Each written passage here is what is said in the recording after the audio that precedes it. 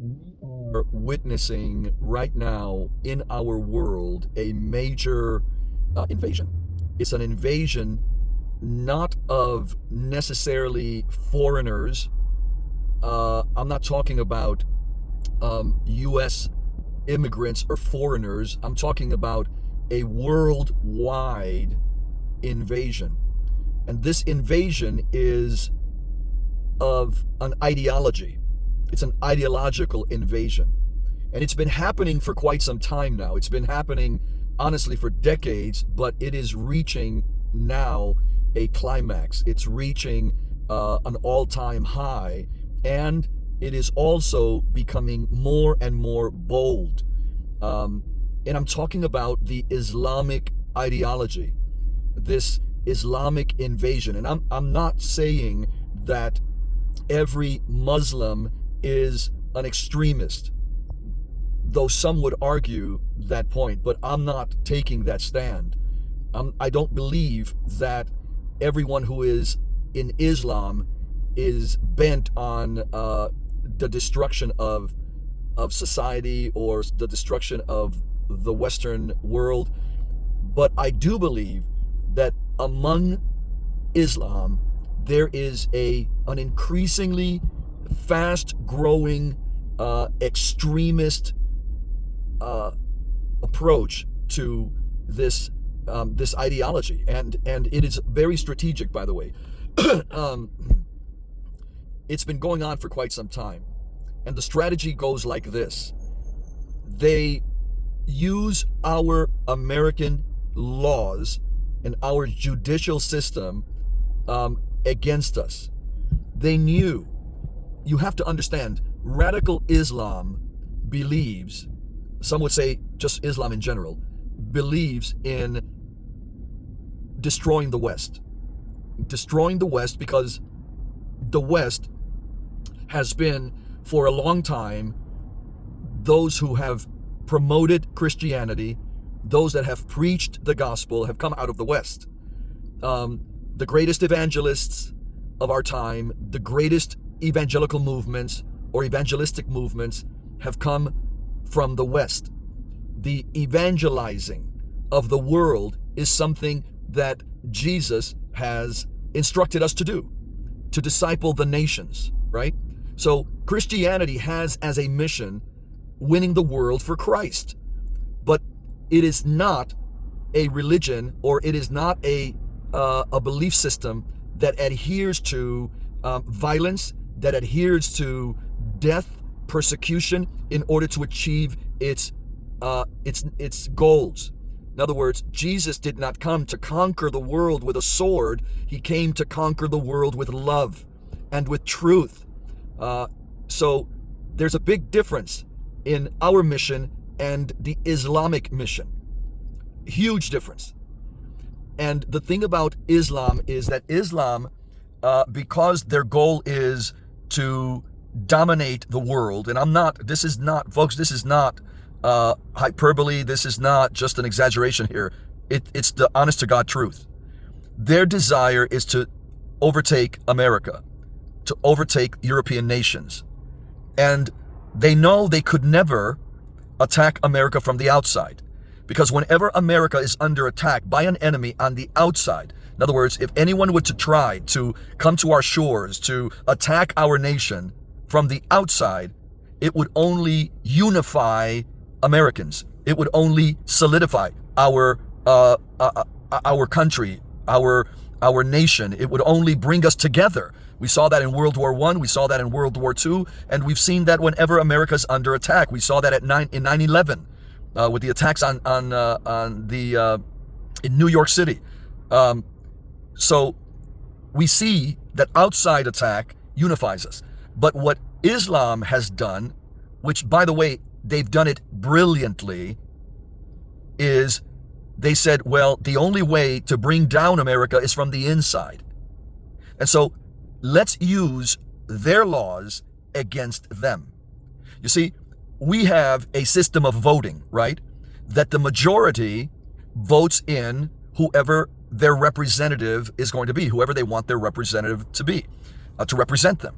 And so Those are our laws, and we adhere by them. Whether we like it or not, we adhere by them.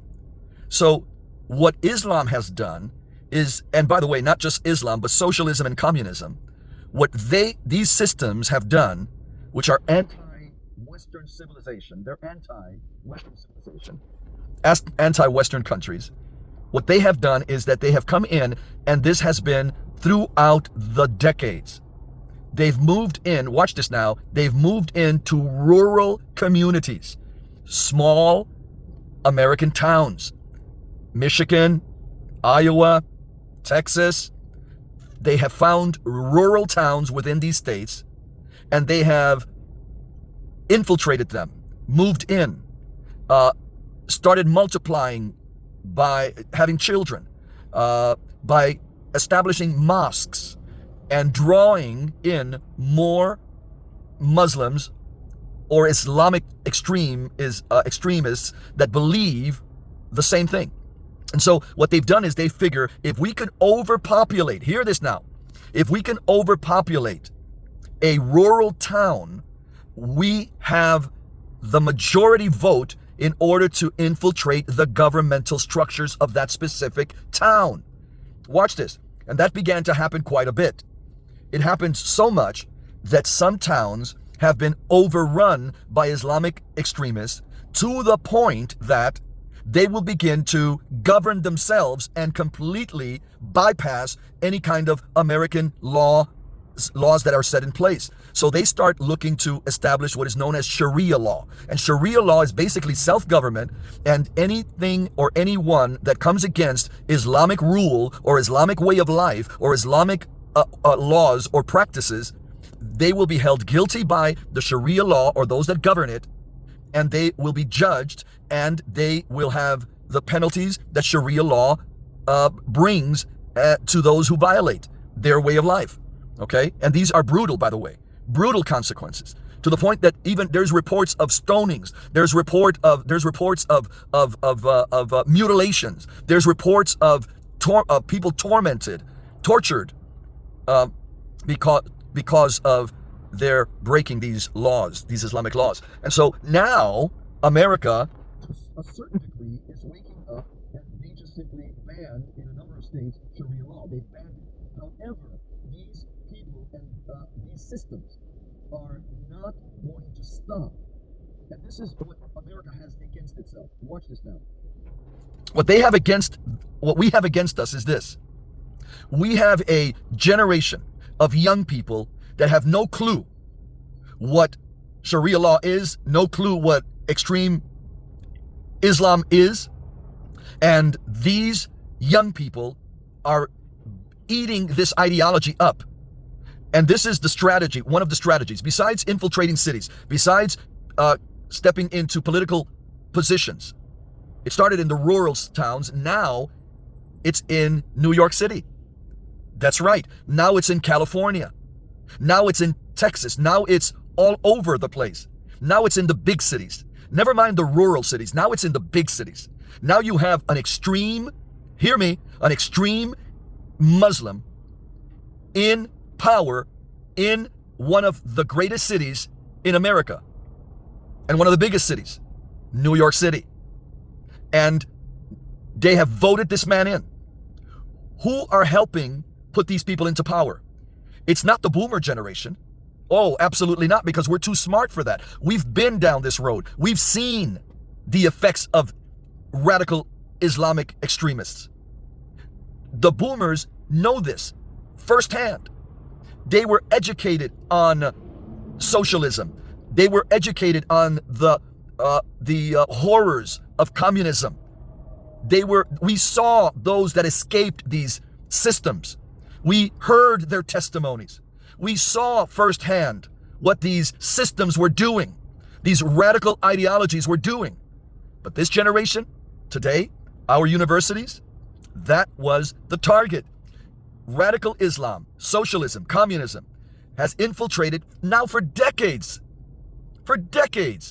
infiltrated our universities, our school systems. And this is the strategy.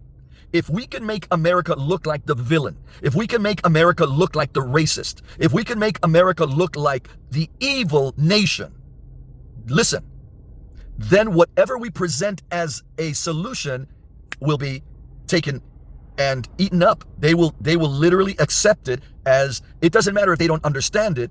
You see, in their mind, it's just the opposite of what we currently have. It's the opposite. Let's stick it to America. Let's stick it to our American way of life. Let's just let America know we don't believe in your system of life or your culture or anything else. We don't believe in you anymore.